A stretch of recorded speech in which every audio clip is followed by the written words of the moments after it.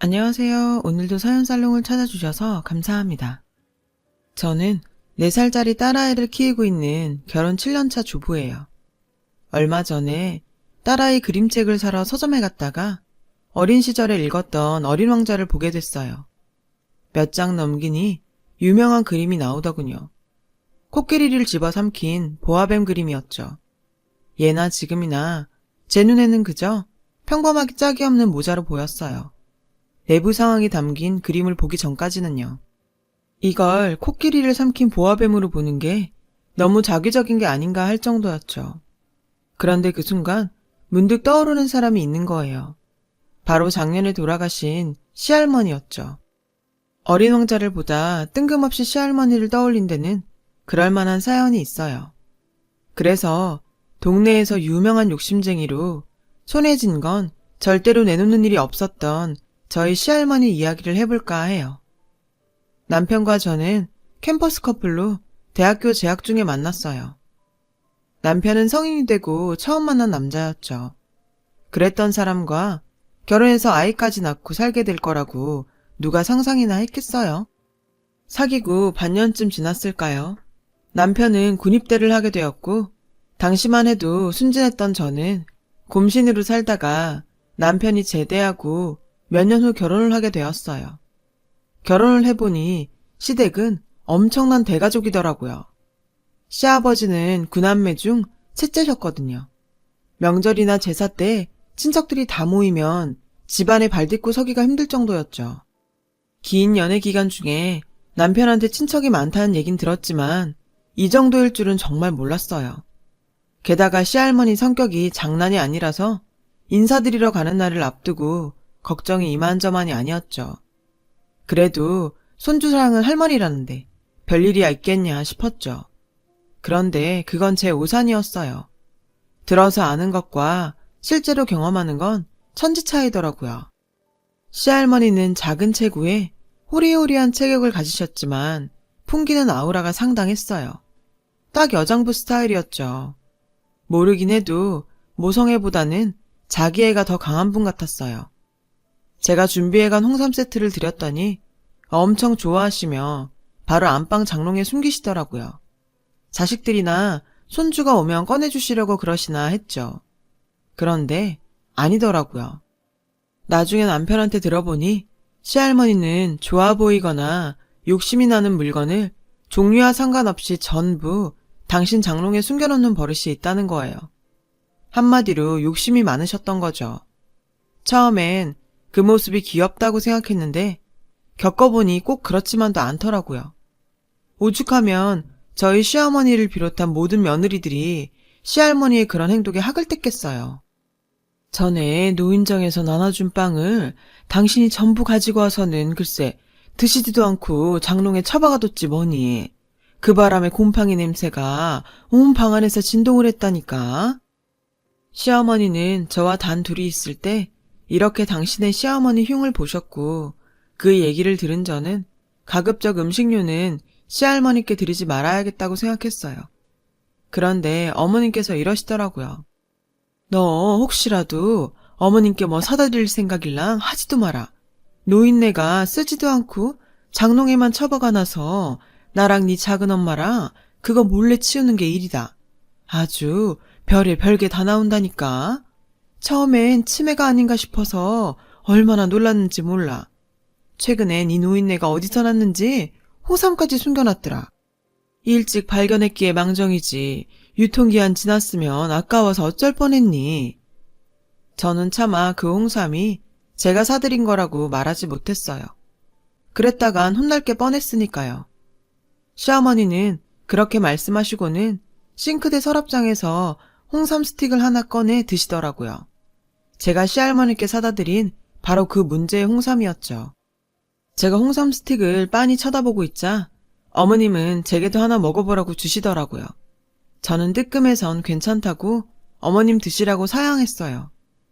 나중에 명절을 앞두고 친정 엄마한테 이 얘기를 했더니 뭐가 그렇게 웃긴지 배를 잡고 깔깔거리는 게 아니겠어요? 제 딴에는 앞으로 선물을 뭘 해야 할지 고민돼서 했던 얘긴데 말이죠. 왜 웃어? 난 심각한데. 웃지만 말고 앞으로 시할머니 댁에 갈 때 뭘 사갈지 생각 좀 해보라니까. 어머님 말대로 빈손으로 갈 수는 없잖아. 돈으로 드리기도 그렇고. 그러자 엄마는 이럴 땐 그냥 시어머니의 말을 따르는 게 상책이라고 하더군요. 괜히 시할머니 생각한답시고 괜한 집 버렸다가 시어머니한테 찢겨서 두고두고 눈총 받지 말라시면서요. 나 같으면 좋다고 하겠구만. 안 그러니? 돈도 굽고 좀 좋아. 그래서 말인데 네 시할머니 대신 엄마한테 선물 좀 해라. 난 장롱에 안 넣고 잘 쓸 테니까. 전 엄마한테 괜한 얘기를 했다 싶었어요. 남편은 이런 고민하는 저에게 장롱에 숨길 수 없는 걸 사가면 되지 않겠냐고 아이디어를 냈고, 저는 그 후로 무조건 크고 무거운 선물을 골라 사다 드렸어요. 그건 꽤 괜찮은 방법이었죠. 하지만 얼마 뒤부터 시할머니를 뵈러 가는 일이 없어지게 되었어요. 가지 많은 나무에 바람 잘 날 없다더니 저희 집안에 큰 사건이 있었거든요. 그날은 시할머니의 83번째 생신이었죠. 화기애애해야 할 그날 집안 분위기가 뒤숭숭했어요. 막내 작은 아버님의 사업이기 때문이었죠. 시할머니는 자신은 도와줄 돈이 없으니 나머지 자식들한테 알아서 도와주라고 딱 잘라 말씀하신 게 화근이 되었어요. 저희 시부모님을 포함한 다른 친척들은 눈치만 보고 있었는데 큰아버님이 총대를 메고 나서셨죠. 큰아버님은 물잔에 소주를 가득 담아 벌컥벌컥 원샷을 하시고는 밥상에 탁 내려놓으셨어요. 아버지 돌아가실 때 남겨준 노님의 밭이며 죄다 팔아서 어머님이 챙기시곤 왜 우리 보고 막내를 도와주라고 하세요. 도울 거면 당연히 어머니가 도와야죠. 이제와 하는 말이지만 그동안 저희는 구경도 못했어요. 내가 우리 큰애 대학 갈 때 등록금이 없어서 그렇게 사정할 때도 어머니는 그때도 지금처럼 딱 잡아 떼셨죠. 저도 어머님 뜻 못 따릅니다.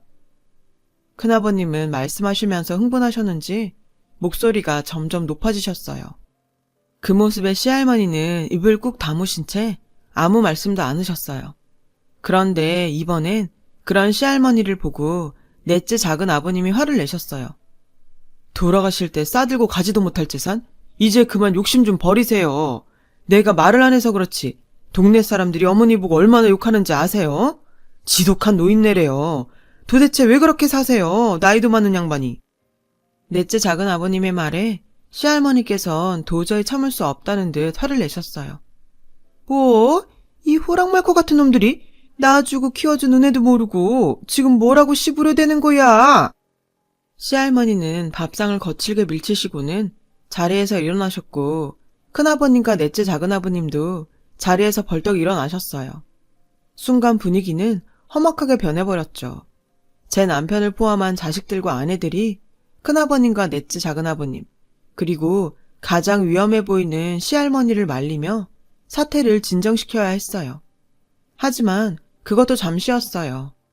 저희 시아버님을 비롯해 모든 형제들이 그동안 서운했던 과거사를 털어놓았고 분위기는 더 살벌해져서 최악의 상황이 되었죠. 결국 시할머니가 밥상을 대차게 엎으셨어요. 그리고는 역정을 내시며 자식들 다 필요 없으니 모두 다 나가라고 소리치셨죠. 그리고 다신 이 집에 얼씬도 말라며 불호령을 내리셨고 우린 쫓겨나다시피 집을 나서야 했어요. 그날 이후 저희 시부모님은 시할머니를 찾지 않으셨어요. 시어머니한테 듣기로 다른 자식들도 마찬가지로 발길을 끊었다고 하더군요. 시할머님이 연세도 있으신데 괜찮을까 걱정이 되었지만 제가 가운데서 할 수 있는 일은 그저 가끔 안부 전화를 드리는 게 전부였어요. 처음엔 내 시어머니가 시켰냐며 전화할 필요 없다고 말씀하셨지만 이후로도 종종 전화를 드렸더니 반가워하시는 게 느껴지더라고요. 그런데 죄송하게도 살다 보니 전화 드리던 횟수가 점점 줄어들게 되었고 딸아이를 임신하면서 그나마도 잊고 살게 되었어요. 제가 임신을 하자 집안 어른들은 간만에 좋은 소식이라며 많이들 기뻐해 주셨죠.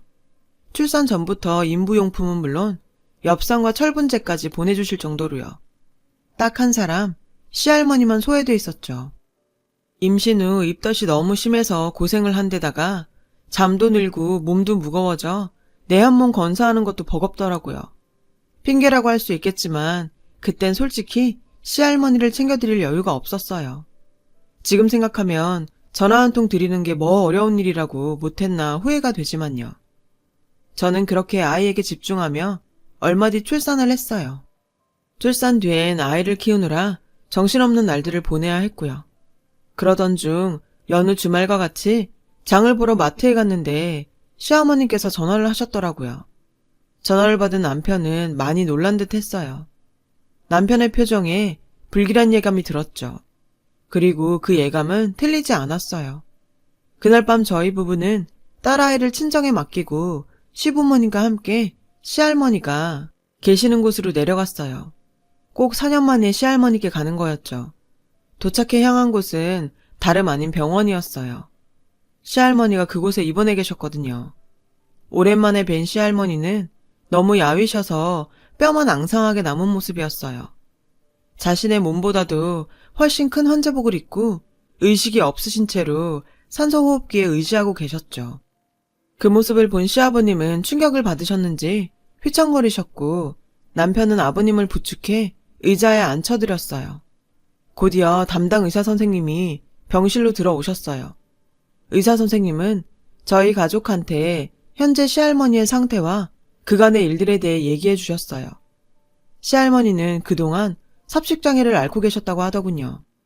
거의 식사도 못하신 채 포도당 주사에 의존해 생활하셨고 그런 시할머니께 몇 번이나 입원을 권하셨대요. 하지만 그럴 때마다 입원할 돈이 없다시며 밭에 나가 일해야 하니 포도당 주사나 놔달라고 떼를 쓰셨고요. 결국엔 몸이 버티지 못하고 길에서 쓰러지셨고 동네 사람들의 도움으로 응급실에 실려 오셨다고 하더군요. 그동안 자식들이 한 번도 보이지 않아 독거노인인 줄 알았다며 어떻게 부모가 저지경이 되도록 들여다보지도 않았냐고 화를 내셨죠. 의사 선생님의 말을 듣는 내내 가족들은 아무 말도 할 수 없었어요. 아버님은 고개를 푹 숙인 채 모든 게 자신 탓이라며 자책을 하셨죠.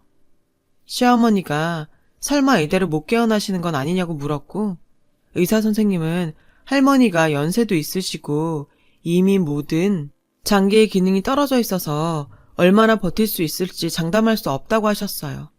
마음의 준비를 하는 게 좋겠다고 말이죠.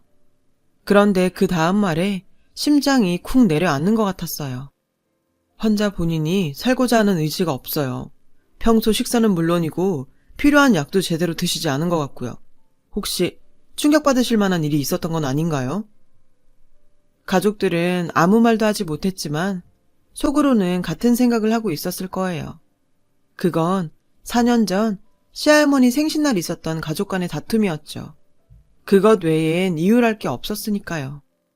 그날 저녁 시아버님은 완도에 계신 큰아버님을 비롯해 모든 형제에게 이 사실을 알렸고 가족들은 오랜만에 한자리에 모이게 되었어요.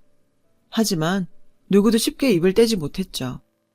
그렇게 한참 시간만 흘렀고 보다 못한 저희 시아버님이 얘기를 꺼내셨어요. 형도 누나도 옛날 일은 잊어버리자. 그래도 여자 혼자 몸으로 우리 구남매 키우신 분이잖아. 가슴에 섭섭한 거 하나쯤 다들 있는 거 알지만 그래도 그동안 우리 시집 장가 다 보내주셨고 노인네가 지금껏 우리 손 하나 빌리지 않으셨잖아. 그냥 그걸로 다 갚았다 치고 남은 시간 우린 우리대로 자식된 도리는 했으면 좋겠어. 그냥 형은 어떻게 생각해? 저희 시아버님의 말에 큰아버님은 담배만 연거푸 피우셨고 고모님들은 조용히 눈물을 보이셨어요. 그 뒤로 구남매는 순번을 돌아가며 한 주씩 시할머니의 병간호를 맡아 하기 시작했어요. 그러는 중에 직장에 다니는 고모님이나 남편을 대신 간병하게 된 아내들은 불만을 보이기도 했지만요. 그렇다고는 해도 상황이 상황이니만큼 합심해서 병상을 지켜나갔어요. 그렇게 모든 순번이 돌아간 2달하고 보름 뒤 시할머니는 숨을 거두셨어요. 딱 한 번 의식이 돌아오신 적이 있었는데 당시 병상을 지키던 5째 고모 얼굴을 확인하시고는 잠이 드셨다고 해요. 그래도 시할머니가 당신 곁을 지키는 자식이 있다는 걸 알고 가셔서 다행이란 생각이 들었어요. 장례를 치른 뒤 시어머니와 함께 할머니 목까지를 태우러 다시 내려갔어요. 거기서 처음 장롱을 열어보게 되었죠. 장롱 안에는 듣던 대로 별의별 물건들이 다 들어있더군요. 듣지 않은 화장품부터 누구한테 받은 건지 갖가지 주전부리들, 달력, 당금주까지 종류도 다양하더라고요. 평소 같았으면 장롱 안을 치우시면서 한 소리 하셨을 시어머니지만 그날은 그러지 않으셨어요. 코끝이 시큰하시는지 훌쩍이시며 묵묵히 물건들을 치우셨죠. 그리곤 장롱 안쪽에 들어있던 보따리를 풀어본 순간 어머님은 주저앉아 흐느끼기 시작하셨어요. 안에는 오래된 통장이 있었는데 통장엔 10,000원, 50,000원, 30,000원 이런 식으로 푼돈이 입금되어 있었죠. 그리고 예금명에 내 장례비라고 적혀 있었어요. 아마도 창구 직원에게 그렇게 찍어달라고 하셨던 모양이에요. 나중에 안 사실인데 저희 시할머니는 글자를 모르셔서 당신 이름도 혼자 적지 못했다고 하더라고요. 당신이 죽고 자식들이 봐야 그 돈으로 장례를 치를 테니 직원을 시켜 그렇게 적어 놓으신 것 같았어요. 그 통장을 내려다보시며 시어머님은 한참을 우셨고 저도 눈물을 흘렸죠. 그 사이 옷가지를 챙기러 갔던 어머님과 제가 오지 않자 시아버님과 남편이 왔고 문제의 통장을 보고는 당신도 참지 못하시고 울음을 터뜨리셨어요. 이후 아버님의 형제분들도 그 통장을 보시고는 한참이나 눈물을 흘리셨죠. 결국 집안이 눈물바다가 되고 말았어요. 마지막 가시는 길까지 자신이 아닌 9자식들을 먼저 생각했던 어머님의 마음을 그제야 알게 된 거였죠. 하나같이 눈이 퉁퉁 부은 자식들을 보며 당숙 어르신은 형수가 자식 농사를 아주 잘 지었다며 그렇게 고생만 하더니 마지막은 호강한다고 웃으셨어요. 그런데 당숙 어른을 통해 의외의 사실을 알게 되었지 뭐예요. 4년 전 큰아버님을 말씀하셨던 시할아버님의 유산 얘기였죠.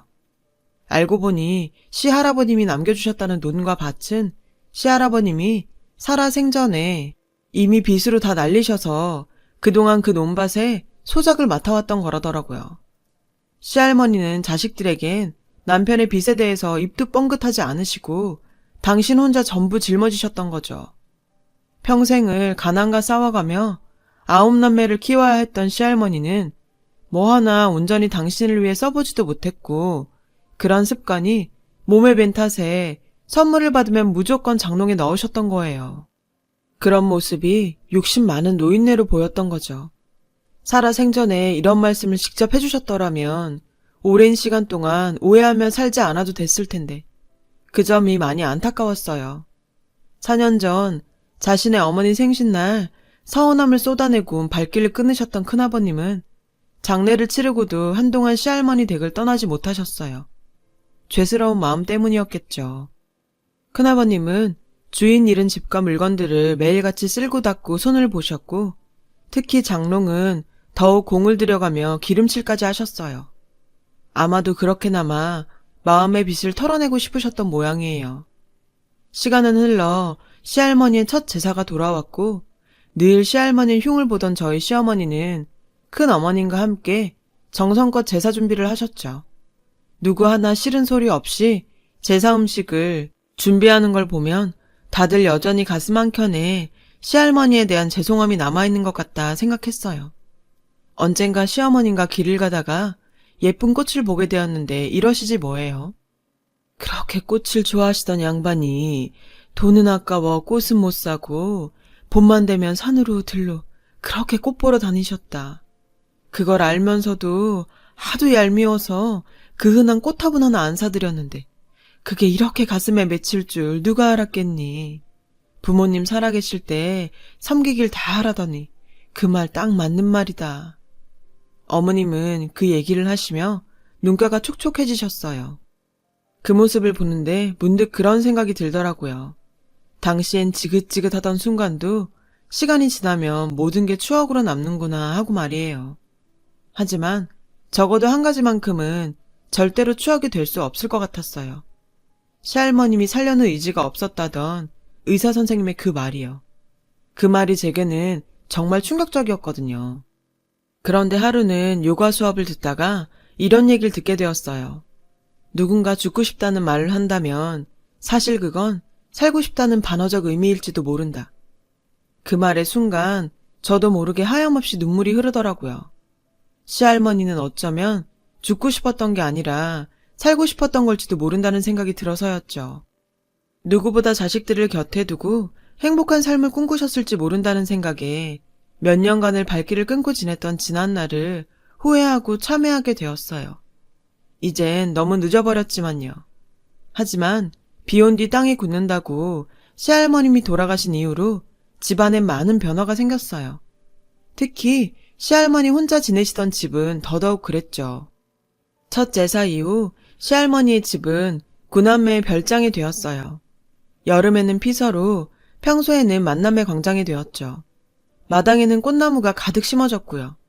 그리고 문제의 장롱 위에는 시할머니의 영정사진이 떡하니 놓이게 되었어요. 그 안은 갖가지 것들로 가득 채워졌고요. 구남매와 손주들이 채워 넣은 것이었죠. 한 명이 시작하니 마치 경쟁이라도 하듯 선물이며 편지, 전해드리고 싶은 소식들을 적어서 장롱에 넣어두고 있어요. 하늘에서 지켜보실 거라 믿으면서요. 사실 저도 장롱에 넣고 싶은 물건이 하나 있어요. 다름이 아닌 저희 시어머님이 중간에서 가로챘던 홍삼정이요. 처음 남편이 인사를 가자고 할 때 시할머니는 어떤 분이실까 긴장하며 골랐던 저희 첫 선물인데 제대로 전달이 안 돼서 속상했거든요. 그래서 이참에 한 상자 넣어드렸어요. 그런데 장롱문을 닫는 순간 장롱 위에 놓인 시할머니 영정사진과 눈이 마주쳤지 뭐예요. 왠지 저를 보며 웃고 계신 것 같아서 괜히 뿌듯하더라고요. 할머니, 거기서는 숨겨놓지만 마시고 꺼내두고 맛있게 드세요. 저는 누가 볼까 싶어 사진 속 시할머니께 속삭이듯 말했어요. 말도 많고 탈도 많았지만 다행히도 그렇게 시할머님은 자신을 둘러싼 오해와 벽을 허물고 가족들 모두에게 애틋한 존재로 남으셨어요. 어쩌면 지금쯤 저 높은 곳에서 자식들을 내려다보며 미소 짓고 계실지도 모르죠. 비록 가족으로 지낸 시간은 짧았지만 시할머니 덕분에 저는 많은 걸 배우고 깨달을 수 있었어요. 가지 많은 나무에 바람 잘 날은 없지만 그 가지들이 한데 뭉치면 강한 바람과 시련도 이겨낼 수 있다는 걸요. 지금까지 제 이야기를 들어주셔서 감사드려요. 여러분의 가정에 행복이 가득하시길 바래요. 여러분, 사연 댓글에 응원과 현명한 조언 부탁드려요. 좋아요와 구독은 저에게 큰 힘이 됩니다. 오늘도 좋은 일 가득하세요.